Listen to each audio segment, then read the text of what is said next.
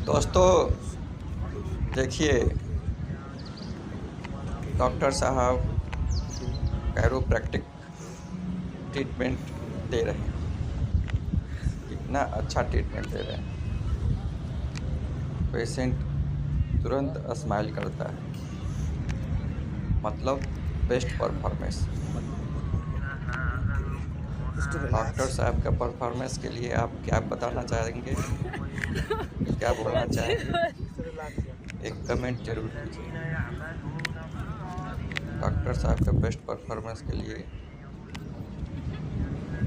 Doctor साहब बहुत अच्छा ट्रीटमेंट करते हैं। इनका बेस्ट ट्रीटमेंट होता है। देखिए दोस्तों, कृपया घर पर प्रैक्टिस न करें और देखिए कैरोप्रैक्टिक ट्रीटमेंट